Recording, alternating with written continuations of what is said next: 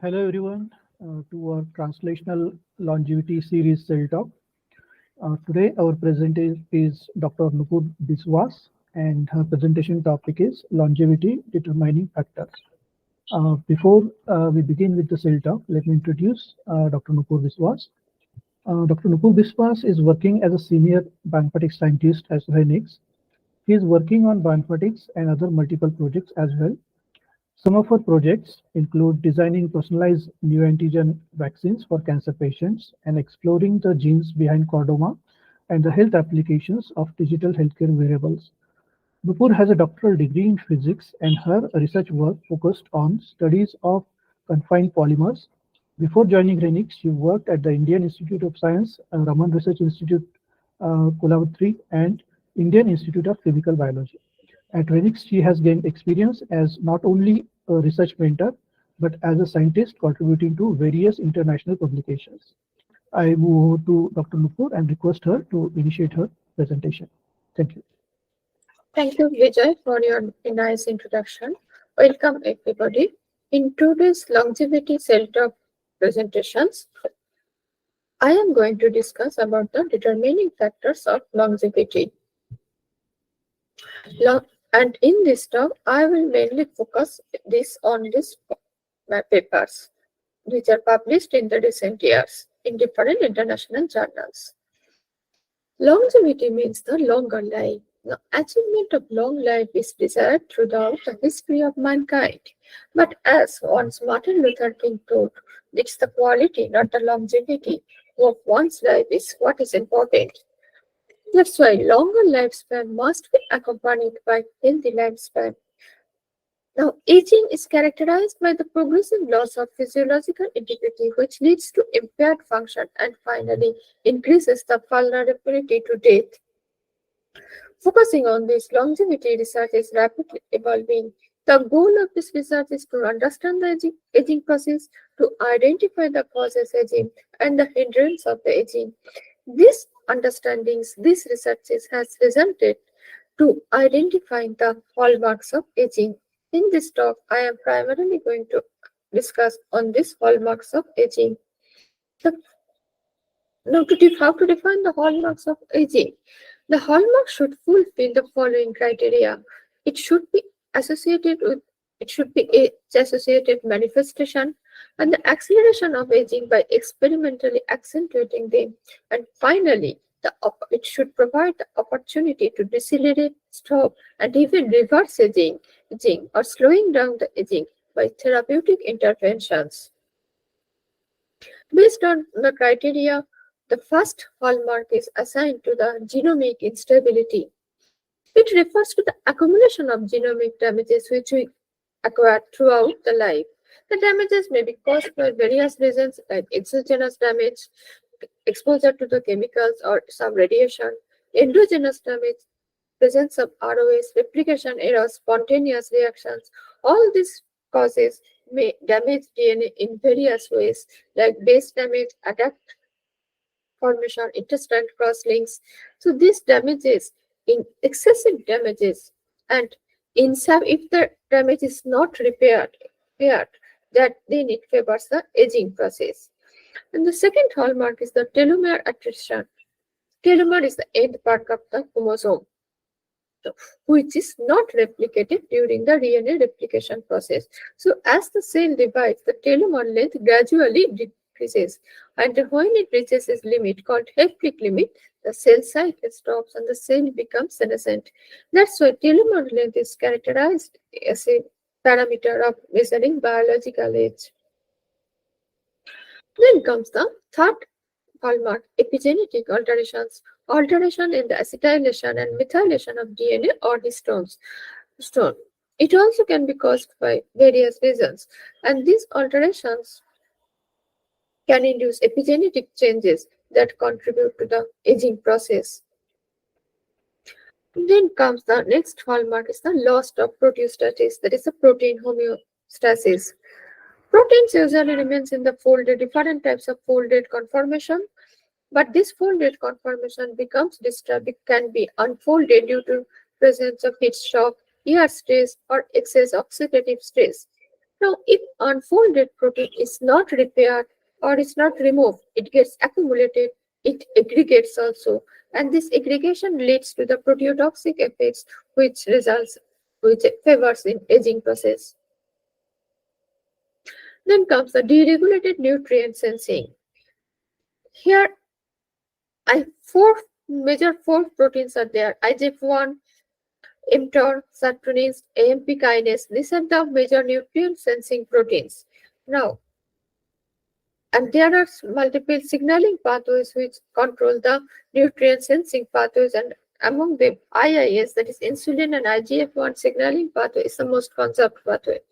Now, growth hormone induces the production of the IGF-1. In normal aging GH, as we age, the level of GH and IGF-1 levels decrease. Now, if some way, by the dietary instructions, some inhibits the IGF-1, then the downstream process is prohibited, which favors in the aging. Then comes the mitochondrial dysfunction. Mitochondria play an important role in the cellular mechanism. Mitochondrial function becomes perturbed by aging-associated different effects like DNA mutations, destabilization of electron transport chain complexes, reduced mitochondriogenesis, and then altered mitochondrial dynamics and defective mitophagy. All these phenomena leads to the dysfunction of the mitochondria, and which results to the cell death and inflammation. Inflammation is definitely a well-known characteristics of the aging process. Then is the cellular senescence. In young organisms, cellular senescence prevents the proliferation of damaged cells, and in this way it protects the cells from cancer and contributes to the tissue homeostasis. But as you age, that there may be damage and lack of repair, inefficient repair process, lack of proper clearance, replenishment of the senescent cells. All this result to the accumulation of the senescent cells. It blocks proliferation on our anti-damage cells and helps in and affects in the tissue homeostasis that contributes to the aging process.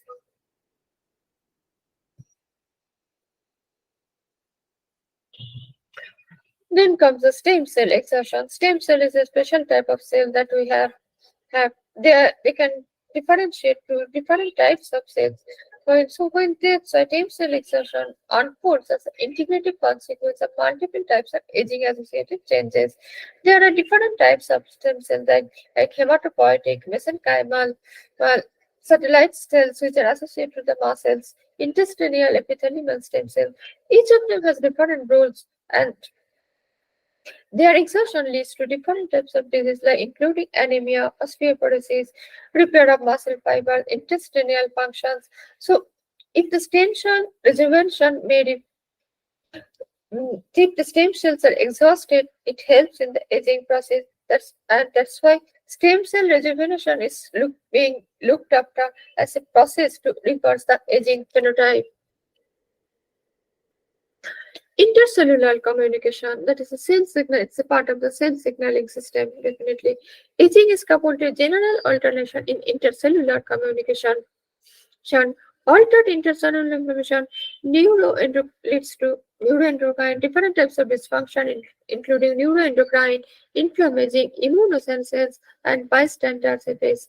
So till now, we have talked about 9 hallmarks, which are quite known to the researchers as reported in almost 2 decades ago. But now they have been updated. New hallmarks have been included. And the first one comes to the disabled macroautophagy.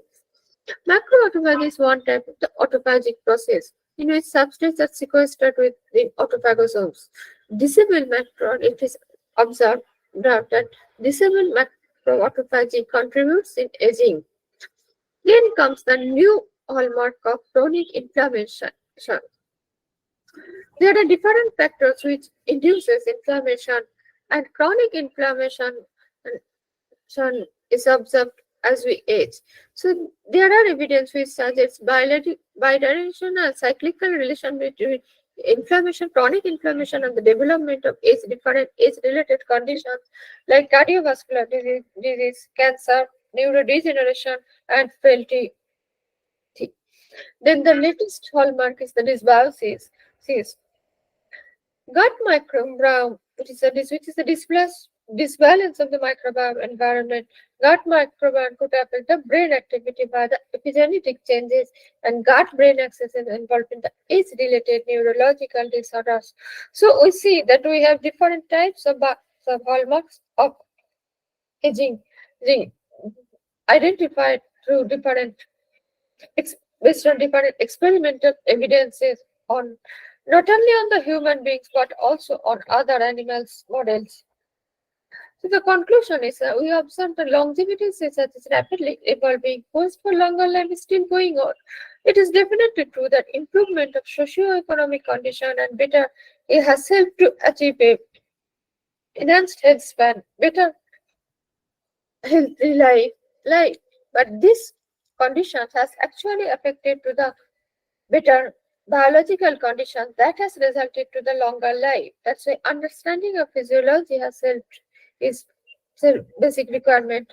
And the hallmarks of aging are already identified and also being updated gradually. Now the next challenge is actually to identify the biomarkers of aging which are critical and which are going to be able to slow the aging, to slow the rate of aging, to predict and also to at the same time to predict the adverse outcomes during the aging, and if there are adverse outcomes, then to implement the interventions to reduce them, and of course to monitor the response to these interventions.